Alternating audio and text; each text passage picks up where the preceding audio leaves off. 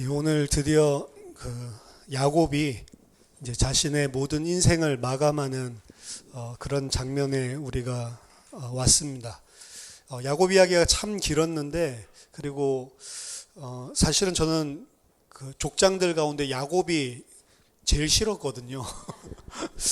제일 좀 이 성에 안 차고, 이삭 같은 사람 참 좋고 요셉 같은 사람 참 좋은데, 야곱은 워낙 술수를 많이 쓰고 그리고 인본주의에다가 마음에 들지 않았어요. 근데 이 창세기 같이 이렇게 한 장 한 장씩 살펴보면서 제일 애착이 가는 인물이 야곱으로 바뀌고, 야곱이 참 우리 같구나, 나랑 똑같구나, 이런 생각들을 많이 하게 됩니다.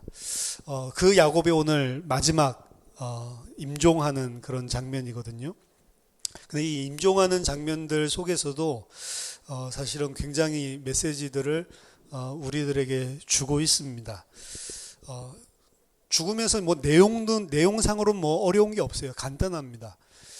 죽으면서도 야곱이 원하는 거는, 계속 염두에 두고 있는 거는 사실은 한 가지밖에 없죠. 이 아브라함, 그리고 사라, 그리고 이삭, 리브가, 그리고 자기 손으로 직접 묻은 레아가 있는 막벨라 굴, 그곳에 나를 묻어라. 사실 그게 마지막 소원이거든요. 결국에는 죽어서 이루어지는 것이었지만, 이 야곱은 그 땅에, 그리고 그 굴에 나도 묻혀야 한다, 사실은 요 생각밖에 죽을 때는 없었던 것 같아요. 왜 그러냐면, 뭐 수구초심이라고 사람이 죽을 때 고향에 묻힌다, 이런 개념이 아니고, 야곱에게는 그 언약 때문에 그렇습니다. 하나님이 주신 말씀, 그 언약이 반드시 성취돼야 된다라고 하는, 거기에 대한 이 간절함, 그리고 거기에 대한 확신과 믿음이 분명히 있었던 것 같습니다. 그래서 그 굴에 대해서 자세히 설명하죠. 그 굴에 대해서 자세히 설명하는 내용조차도 우리들에게 뭘 상기시켜 주냐면, 하나님이 아브라함에게 그리고 이삭에게 신실하게 언약을 성취하셨다라는 것들을 상기시켜 주는 거라고요. 그리고 그 아브라함과 이삭에게 뿐만이 아니라 자기에게도 하나님께서 주신 언약은 반드시 성취된다라는 것을 야곱은 신뢰를 하고 있습니다. 이전에 우리가 야곱 스토리에서 야곱이 항상 입버릇같이 이야기를 할 때 뭐라고 이야기하냐면, 우리 할아버지의 하나님, 그리고 내 아버지 이삭의 하나님, 자기의 하나님이라고 안 불렀거든요. 근데 그 할아버지 아브라함에게 언약 성취시킨 그 하나님, 그리고 자기 아버지 이삭에게 언약을 성취시킨 그 하나님이 죽을 때는 나에게도 그 언약을 주셨고, 그 언약은 반드시 성취된다라는 것을 신뢰하고 있는 이 야곱의 모습을 보여줄 수 있습니다. 그 하나님이 계신데, 그 하나님이 내 하나님 아니면 아무 소용이 없잖아요. 근데 이제 완전히 이제 자기의 하나님이고, 우리 아버지와 할아버지에게도 신실하셨던 그 하나님, 나에게도 신실하셔서 반드시 이 언약을 성취를 한다라는 것들을, 그래서 그 언약이 가나안 땅이기 때문에 하나님께서 이스라엘에 내려오기 전에 분명히 약속을 하셨거든요. 창세기 46장 4절에 보면, 내가 너와 함께 애굽으로 내려가겠고 반드시 너를 인도하여 다시 올라올 것이며 요셉이 그의 손으로 내 눈을 감기리라. 이게 하나님이 애굽 내려오기 전에 야곱에게 주셨던 약속입니다. 애굽에 내가 내려갈 거니까 걱정하지 마라. 약속의 땅을 떠나기를 두려워했거든요. 왜? 하나님이 나에게 주신 약속에 있는 땅인데, 그때 하나님이 이 땅 떠나기 두려워하지 마라. 애굽으로 가도 내가 너랑 함께 할 거고, 그리고 너에게 주신 그 약속대로 반드시 너는 다시 돌아올 것이다. 물론 죽어서 돌아오게 됐습니다. 근데 죽는 순간에도 그 언약을 야곱은 붙잡았다고요. 사실 46장의 그 하나님 말씀을 보면 죽어서 돌아온다는 말처럼 안 보이죠. 돌아오고 요셉도 함께 돌아와서 꼭 눈을 감겨주는 것 같이 이야기를 했지만, 그럼 야곱이 이제 애굽 땅에서 죽을 때 이 언약에 대해, 언약이 성취 안 됐구나, 난 여기서 죽어버리는구나, 사실은 이렇게 해도 무방한 것처럼 보이죠. 근데 죽어서라도 하나님은 반드시 그 언약을 성취시키시는 분이다 라고 하는 것을 앞에 현실과 상황과 상관없이 완전히 신뢰하고 있는 이런 야곱의 모습을 보여주는 겁니다. 그리고 자신은 죽었지만 올라오게 되고, 요셉이 눈을 감겨준다라고 했는데 그 임종을 지켜본다라는 의미보다는 오늘 전체 장례 절차들을 전부 다 요셉이 진두지휘해가지고 처리를 하거든요. 너가 죽고 난 이후에 요셉이 모든 장례 절차를. 그래서 46장 4절에서 준 그 말씀이 오늘 본문에서 그대로 성취되고 있는 것들을 보여주고 있는 겁니다. 창세기 기자는 뭘 말하고 싶은 거냐면 하나님이 약속하셨고 그 약속하신 말씀 그대로 이루신 언약의 하나님, 신실하신 하나님이다라고 하는 것을 보여주고 있습니다. 이 야곱의 장래에는 좀 더 세밀한 부분들을 보여주고 있는데, 애굽에서 죽었기 때문에 이 애굽에서 장사하는 그 방식을 따라서 이 장사를 치르고 있죠. 50장 1절부터 보면 요셉이 그의 아버지 얼굴에 굽으려 울며 입맞추고 그 수종드는 의원에게 명하여 아버지의 몸을 향으로 처리하게 하매 의원이 이스라엘에게 그대로 하되 40일이 걸렸으니 향으로 처리하는 데는 이 날수가 걸림이며 애굽 사람들은 70일 동안 그를 위하여 곡하였더라. 자, 애굽 사람들이 70일 동안 곡했대요. 이 70일 동안 곡하는 거는 거의 왕에 대한 수준입니다. 바로가 죽으면 72일 동안 곡을 한다고 하거든요. 근데 70일 동안 곡하는 예는 뭐 아무리 고관이 죽어도 없습니다. 그러니까 거의 바로 수준으로, 국장 수준으로 치러졌다는 것들을 알 수가 있고, 그 야곱의 몸, 그 시체 처리를 하는 것만 40일이 걸렸어요. 의원이 지금 활용됐고, 의원이 40일 동안 그 몸 속에다 뭘 집어넣었다고요? 향을 집어넣었다라고 되어 있죠. 이게 미라를 만드는 겁니다. 그래서 미라를 만들 때 썩지 않게 하기 위해서 배를 갖다가 가르고 배 안에 있는 모든 장기들 다 적출을 하고요.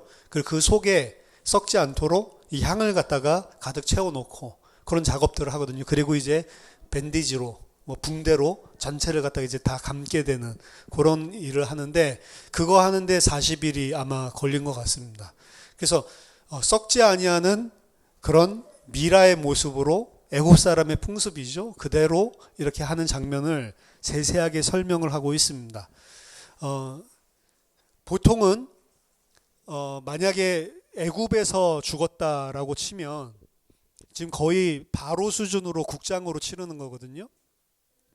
우리가 이제 이집트에 가보면 피라미드들이 있잖아요. 그럼 피라미드들은 거의 바로들의 이 묘입니다. 그래서 바로가 죽으면 이제 피라미드를 싸서 그 안에다가, 그리고 왜 이 미이라 처리를 하냐면 이 사후 세계가 있다고 이 사람들 믿었고, 그리고 언젠가 육신이 부활한다라고 생각을 했기 때문에 그 육신이 부활할 때 육신이 다 썩어서 없어지면 안 되잖아요. 그래서 이런 그 방부제 처리를 하고 감아놓고 이런 방법들을 개발을 한 겁니다. 그래서 시체가 썩지 않도록, 그래서 부활할 때 그 자신의 육체로 그대로 돌아올 수 있도록, 그 돌아오면 먹을 거랑 필요한 집기들이 있어야 되잖아요. 그러니까 그 안에다가 여러 가지 쓰는 물건들, 이런 것들도 다 집어넣어 놓고, 심지어는 뭐 하녀들 미라까지도 같이 집어넣어 놓고 섬기라고 나중에 부활하고 나면, 이런 뭐 부활 신앙은 아닌데 우리 기독교처럼 이 사람들의 이제 사후관을 이제 보여주는 그런 풍습이 이제 미라, 그리고 이런 피라미드. 아마도 야곱이 그냥 애굽 땅에서 장사가 됐다고 하면 멋진 피라미드 하나 짓지 않았을까, 이런 생각이 됩니다. 왜냐하면 바로만 그렇게 한 게 아니고 나중에 가면 이제 고관이라든지 돈 많은 사람들이 전부 다 이제 피라미드를 짓기 시작한단 말이죠. 그래서 이스라엘 땅에 돌아가는 것보다 어떻게 보면 이 애굽 땅에서 장사를 치는 게 훨씬 더 거창하고 기념비적인, 하나님이 나와 이렇게 함께 하셨다라는 거를 보여줄 수 있다고, 육신적으로 세상적으로 생각을 해보면. 근데 그렇게 안 하는 거죠.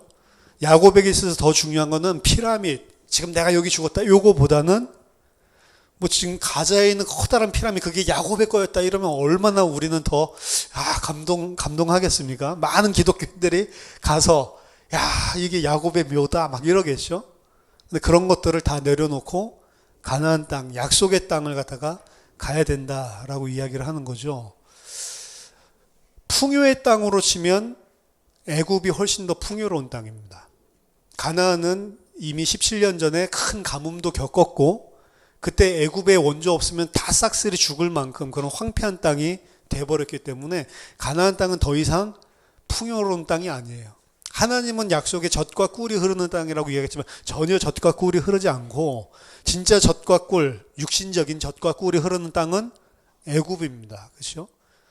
젖과 꿀이라고 하는 거는 육신적인 젖과 꿀이 나중에 보면 아니죠. 하나님 말하는 젖과 꿀이라고 하는 거는 하나님만 바라볼 수밖에 없는, 하나님의 말씀만 의지할 수밖에 없는 그런 땅이 사실은 가나안 땅이고, 진짜 육신적인 젖과 꿀이 흐르는 땅은 애굽 땅이란 말이에요. 근데 그 육신적인 애굽 땅을 내려놓고 가나안 땅으로 가는 그런 야곱의 모습을 보여주고 있는 거죠. 야곱이 이제 방부 처리해가지고 미이라가 돼서 이제 가나안 땅으로 돌아가는 모습이 오늘 본문입니다. 도착해서도 요단 저쪽 편에서 7일 동안 곡했다라고 이야기하죠. 정확하게 요단 저쪽 편입니다. 요단 동편인지 요단 서편인지 몰라요. 모세가 이 기록을 했다고 하면 요단 저쪽 편이다라고 하면 가나안 땅이겠죠. 근데 모세가 기록하지 않고 후대가 만약에 이거를 기록해서 업데이트한 거다라고 치면 저쪽 편이라고 하면은 요단 동편이 되겠죠. 이 단어가 사실은 좀 애매한 단어예요. 요단 건너왔다는 거야? 애굽 사람들이랑 같이 건너와서 곡을 한 거야? 저쪽에서 한 거야? 그런 단어입니다. 우리나라 단어에서는 항상 다른데 뭐 여호수아서라든지 신명기 같은 거 보면 그냥 요단 동편 이렇게 했는데 여기서 이야기한 것처럼 저쪽 편이 맞는 거예요. 어느 쪽에 들어왔는지 약간 생각을 많이 하는데 여러분들이 뭐 영어 버전이나 뭐 이런 거 보면 어떤 거는 요단 동편이라고 했어요.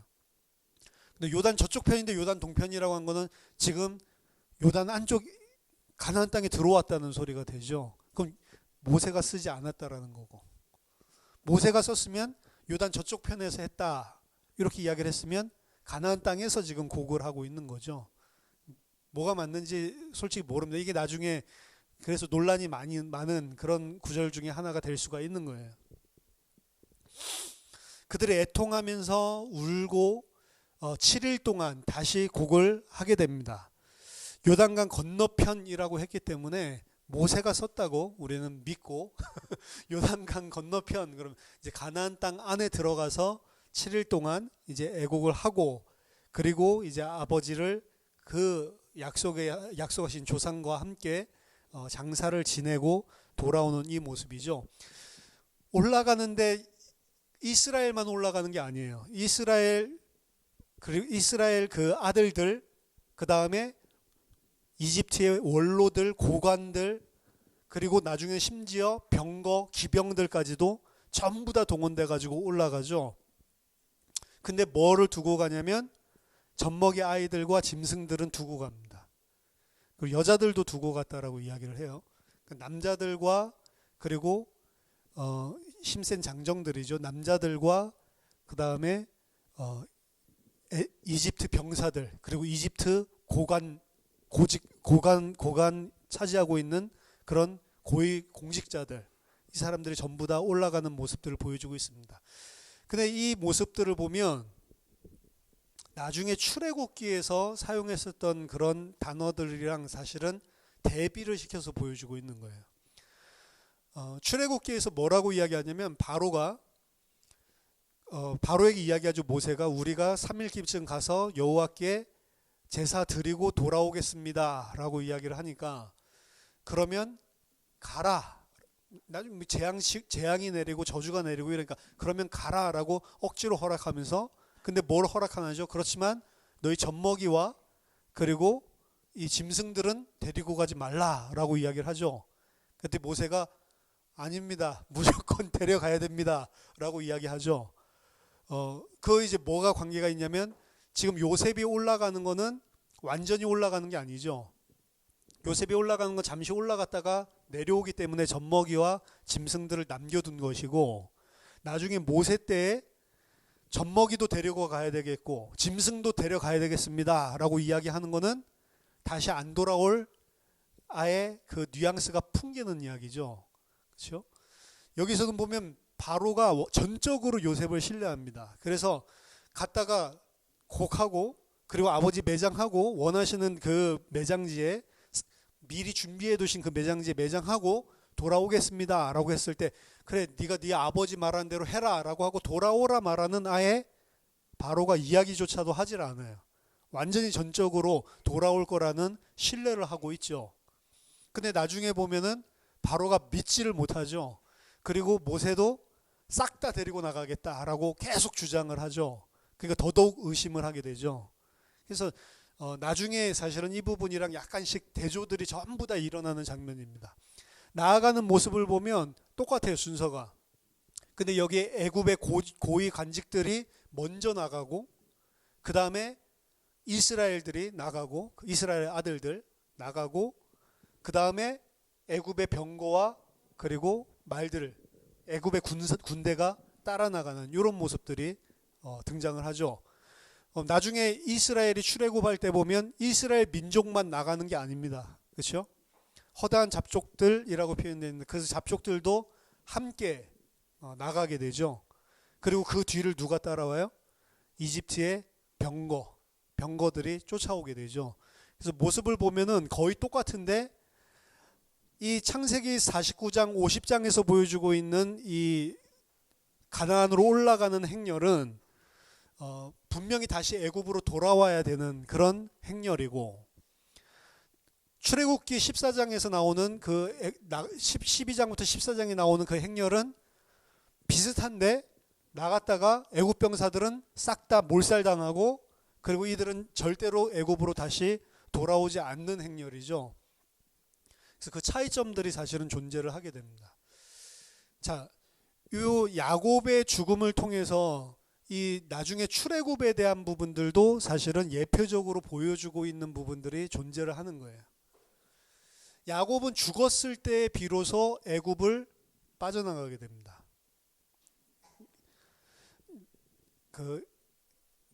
지금 애굽으로 가나안으로 올라갈 때의 행렬들 보면 군사들이 따라오죠. 애굽으로 돌아올 때 보면 그 순서 그대로 군사가 뒤에서 또 몰고 들어온다고. 그래서 이 군사를 주석가들은 어떻게 보냐면 바로가 호의로 이들을 호의하게끔 보호하기 위해서 보내준 거다. 그런 순수하게 그렇게 보지는 않고 만약에 튈 경우를 대비해서 따라 붙였다는 거죠. 왜냐하면 요셉이 중요하니까. 요셉이란 사람이 완전 복덩이니까.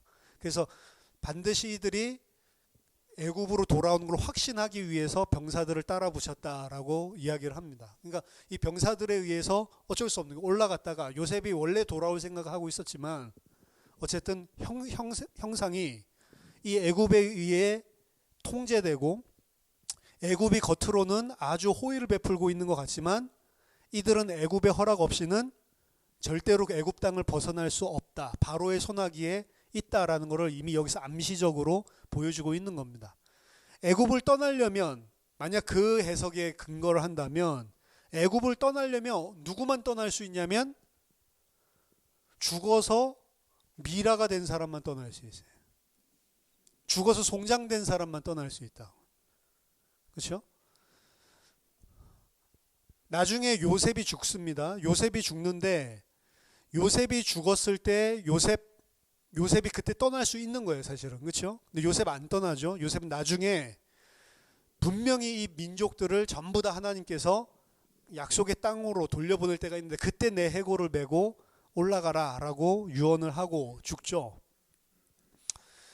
반드시 죽은 자만 나갈 수 있어요. 그 요셉도 죽어서 나가는 거죠. 근데 아브람 죽어서 나가고 야곱 죽어서 올라가고 요셉 죽어서 올라가는데 나중에 출애굽한 이스라엘 백성들은 안 죽고 살아서 애굽을 빠져나가잖아요. 그렇죠? 애굽이 죽어야 빠져나가는 땅인데 왜 안 죽고 빠져나가냐? 그게 6월절 어린 양입니다. 죽어야 빠져나갈 수 있는 그 애굽 땅을 안 죽고 빠져나가는데 그냥 자기네들이 잘나서 안 죽고 빠져나가는 게 아니고 자기네들이 죽어야 될 자리에 대신해서 죽는 존재가 있기 때문에 그 대속으로 빠져나가는 거라. 그렇죠? 그래서 이 애굽 땅이 단순하게 육신적인 이집트를 상징하는 것이 아니고 이 세상, 이 땅을 의미를 합니다. 그리고 가나안 땅으로 올라갔다라고 하는 그 가나안 땅은 그냥 육신적인 세상에 있는 팔레스타인 그 땅을 이야기하는 것이 아니고 어디 땅을 이야기해요? 하나님의 약속, 하나님의 새하늘과 새 땅을 예표적으로 보여주고 있는 거라고요. 누가 갈 수 있냐? 죽어야지만 갈 수 있는 거예요. 그렇죠? 죽음으로만 애굽을 벗어날 수 있다. 죽음의 대가가 치러져야 된다. 이게 사실은 우리들의 죄의 대가거든요. 죄로 말미암은 죄의 대가를 죽음으로 치르지 않는 이상 절대로 우리는 그 죄값을 해결할 수가 없는 겁니다. 그래서 죄 있는 자는 죄인은 다 죽어야 되는 거예요. 뭐 1차 죽음, 2차 죽음 뭐 이런 거 이야기하지만 죄 있으면 어쨌든 다 죽어야 되는 겁니다. 근데 그 죄를 대속하는 어린 양의 유월절의 피로 말미암아서 죽지 않고 살아서 생명 가진 자로 가나안 땅에 올라갈 수가 있는 거죠. 그래서 이 야곱이 죽을 때의 모습을 보면 33절에 야곱이 아들에게 원래는 아들들이라고 되어 있는데 요셉만 있었던 게 아닌 것 같아요. 나중에 아들들에게 명하기를 마치고 그 발을 침상에 모으고 숨을 거두니 그의 백성에게로 돌아갔더라 라고 이야기를 하죠. 자, 여기 보면 죽었다는 표현 자체가 없습니다. 죽었다는 표현을 쓰지 않고 숨을 거두니라고 되어 있는데 숨을 거두니가 아니고 숨을 쉬고 이렇게 되어 있어요. 그러니까 이제 그거를 보통 영어 성경에서는 마지막 숨을 쉬고 마지막이란 걸 붙여서 이야기했는데 숨을 쉬고라고만 되어 있습니다. 숨을 쉬고 그의 백성에게로 돌아갔다. 이 분명히 육신적으로 죽는 장면이잖아요. 근데 침상에 발을 모았다라고 하는데 그 침상이라고 하는 단어가 좀 어려운 단어예요. 침상이라고 하는 단어를 침상으로 지금 해석을 해놨는데 침상이 아니고 옆으로 사이드로 그 이야기로 이렇게 해석을 하기도 합니다. 옆으로 사이드로 발을 모았다라고 하는 이 자세는 어떤 자세냐면 태아의 자세예요. 다리를 갖다가 태아처럼 모으고 그리고 숨을 쉬었다. 숨을 거두는 게 아니고 사실은 숨을 쉬었다.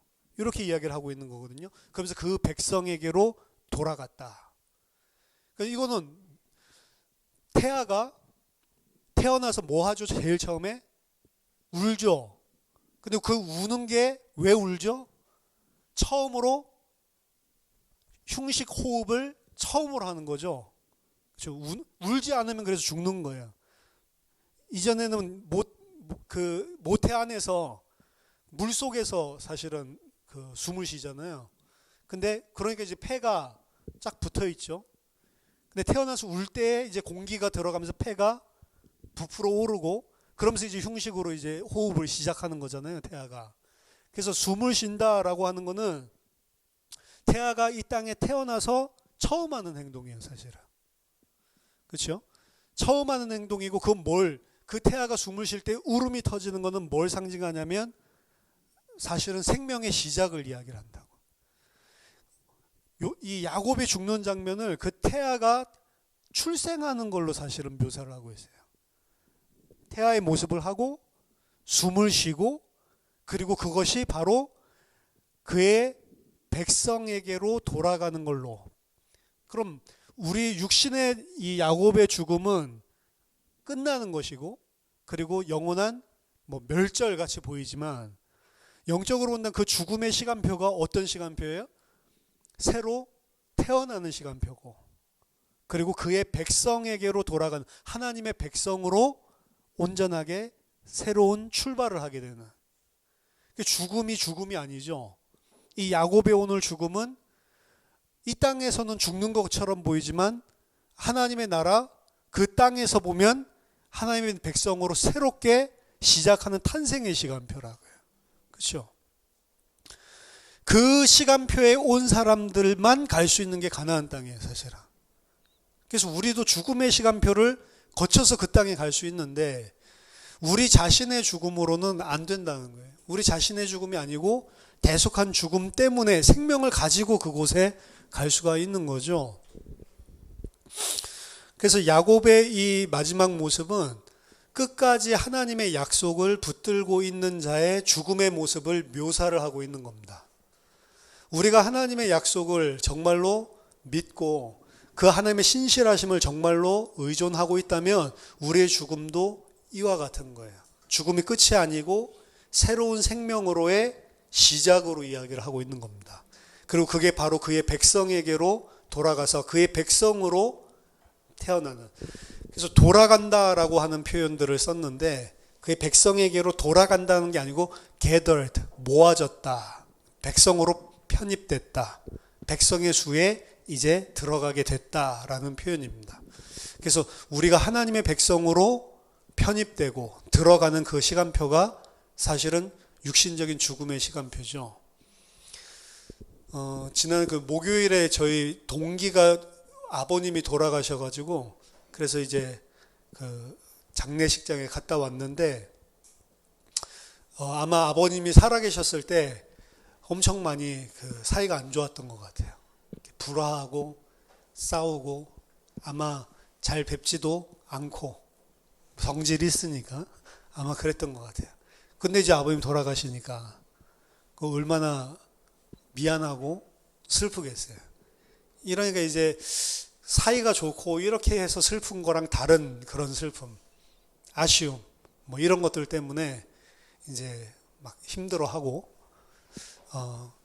그 모습 보면서 또 우리 동기들 중에 다른 사람들은 내 남동생도 지금 아빠랑 사이가 안 좋은데 화해했으면 좋겠다.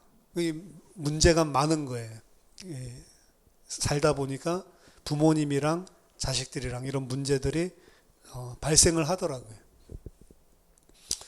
근데 그 모습을 보면서도 죽음에 대해서 많이 생각을 하게 됩니다. 그리고 이제 오늘 본문도 마지막 죽음의 모습에 대해서 생각을 하게 되는데 요셉과 이 야곱의 이 요셉이 오늘 아버지가 죽으니까 그 얼굴에 엎어져서 엉엉 울죠. 그 얼굴에 엎어졌다라는 요 표현은 야곱을 요셉이 처음 만났을 때 애굽에 내려와서 다시 만났을 때 서로 목을 마주대고 우는 그 에서랑 야곱이랑 만난 거랑 똑같은 장면이죠. 그거랑 똑같은 단어입니다. 근데 목에다가 목을 포개는 게 아니고 아예 그 얼굴에 이 포개는 걸로 마지막 장면은 나와 있다고요.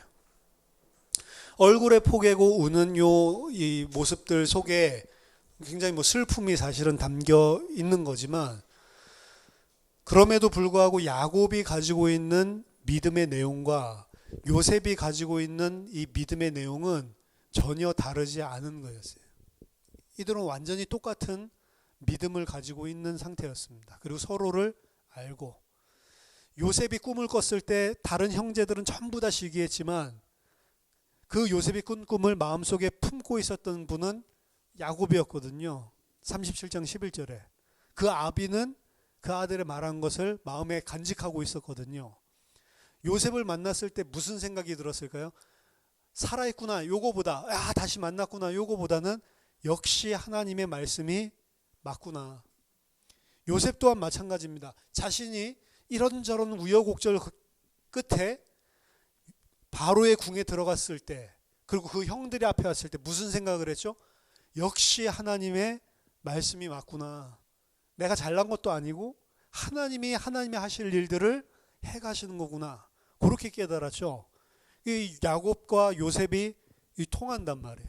뭐로 통하냐면은 그 하나님의 언약과 거기에 대한 믿음과 그 신실하심을 갖다가 믿고 의존하는 거에서 완전히 통하는 그런 부자지간이죠. 나머지 형제들은 다음 시간에 보겠지만 안 통해요, 이게. 근데 그 야곱과 요셉은 이게 통한다고요. 그러니까 서로 안 통해가지고 이 울고 있는 이런 울음과는 비교가 안 되는 거죠. 지금 요셉이 아버지 돌아가셨을 때. 왜? 알고 있어요. 구약적인 표현에서는 내세에 대한 개념이 없습니다.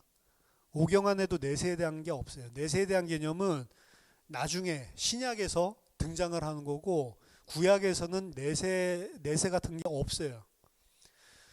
그런데도 불구하고 하나님의 언약을 끝까지 믿고 죽는 게 야곱이라고요. 더 믿음이 있죠. 우리는 내세에 그 약속이 있지 뭐 이러면서 생각을 하고 믿고 그것도 힘들어 하는데 내세란 개념이 없는데도 죽으면서도 하나님의 언약을 붙잡는 게 야곱이었다고요. 그리고 요셉도 그 믿음을 공유하고 있는 겁니다. 그리고 그 죽음의 모습들을 볼 때 이 야곱과 요셉의 모습 분명히 슬픈 것이긴 하지만 제가 봤을 때는 이 야곱이 아버지 부모님의 입장으로 요셉을 쳐다봤을 때 하나도 아쉬울 게 없을 것 같아요. 우리가 보통 죽을 때 자식의 모습 쳐다보면 뭐 이걸 이렇게 해줄 걸 저걸 저렇게 해줄 걸 이런 생각들이 내가 너무 못해줬구나 이런 생각들이 많이 들 것 같은데 야곱이 죽을 때 이 요셉의 모습을 바라보면서는 거기에 대한 아쉬움이 전혀 없었을 것 같아요. 그렇죠?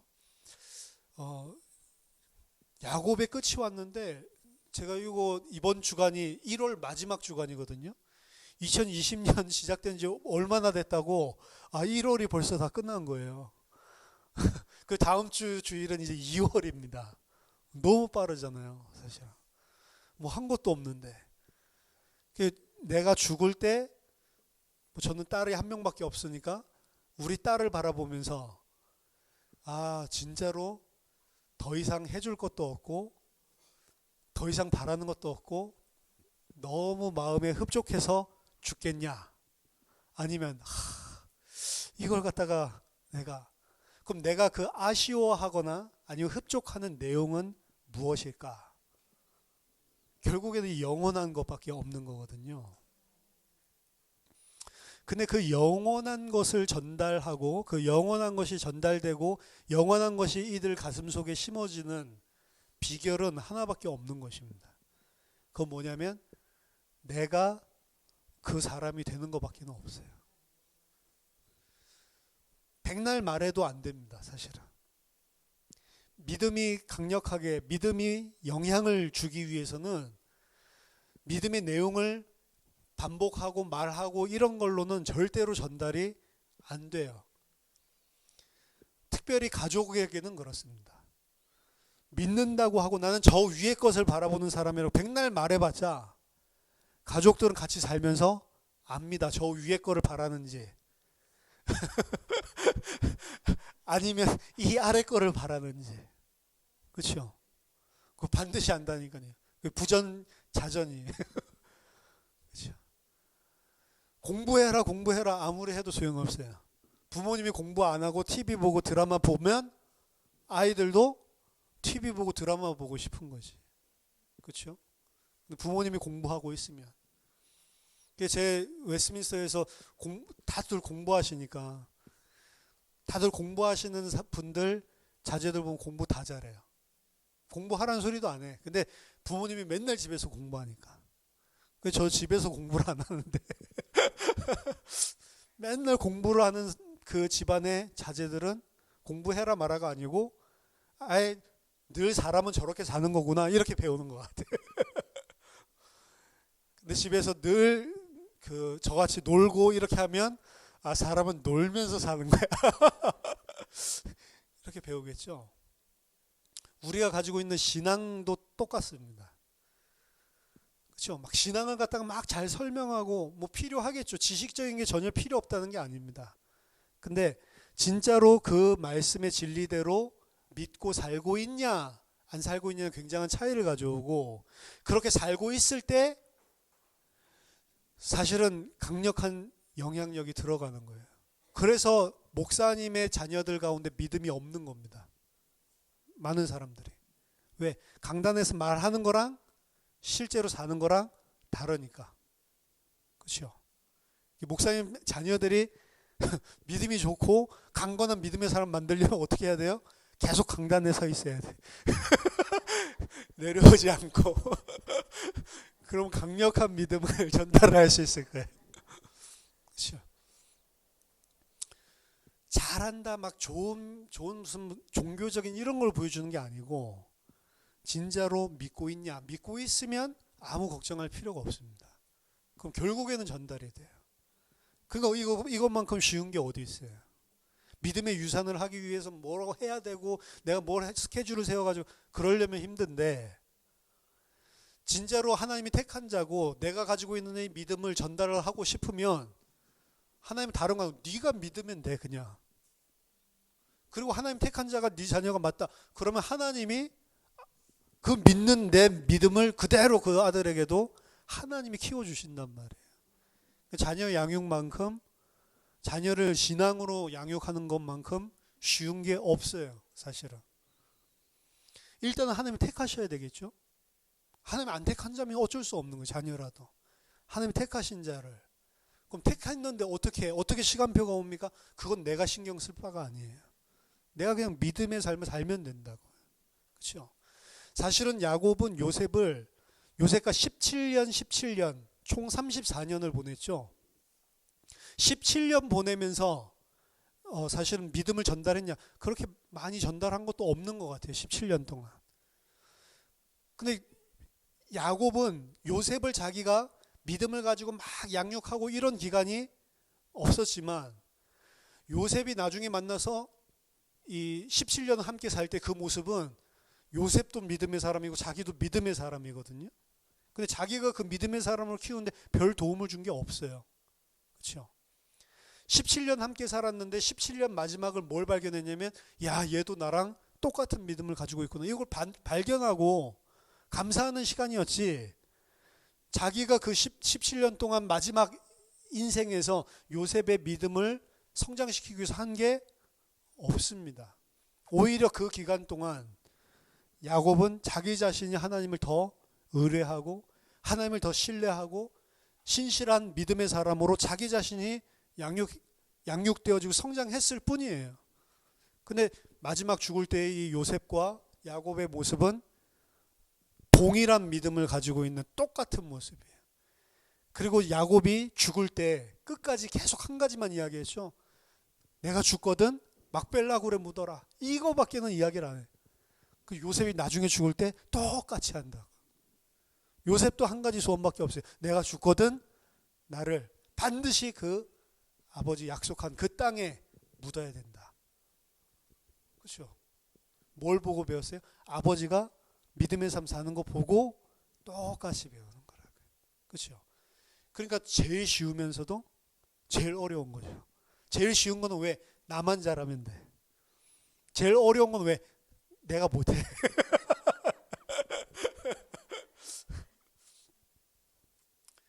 여러분들이 다 믿음의 사람들이 되시길 바랍니다. 이 야곱의 이 시간표가 진짜 쏜살같이 우리에게도 찾아온다고요. 그렇죠? 그때 전달하려고 하면 늦었단 말이에요. 그렇죠? 지금 믿음의 사람으로 우리가 계속 성장하면서 하나님의 백성으로 사는 거, 그게 전달하는 거지. 그렇죠? 가치관 바꿔야 된다 이런다고 바뀝니까? 부모님이 가치관이 바뀐 삶으로 살아야 되는 거지. 그렇죠? 그럼 지금 잘 이해하지 못할지라도 나중에 가면은 그 가치관이 맞다라는 걸 알게 돼 있어요. 그래서 저와 여러분들이 야곱의 오늘 그의 백성에게로 돌아가는 야곱입니다. 백성에게로 돌아간다고 했지만 사실은 그의 백성으로 이제 첫 시작을 하는 야곱의 모습이란 말이에요. 그렇죠? 그리고 야곱이 남기고 간 유산, 그게 바로 요셉입니다. 그렇죠? 이런 모습이 얼마나 사실은 복된 거예요. 야곱의 첫 번째 이 스토리의 모습들을 생각해 보세요. 상상도 할 수 없는 일이 야곱의 인생을 통해서 일어나는 거죠. 그래서 성화의 대명사가 야곱이라고 합니다. 성화는 뭐 거룩한 삶을 윤리 도덕적으로 사는 게 아니고 야곱같이 이런 하나님의 언약과 하나님을 믿는 믿음의 사람으로 성장하는 거예요.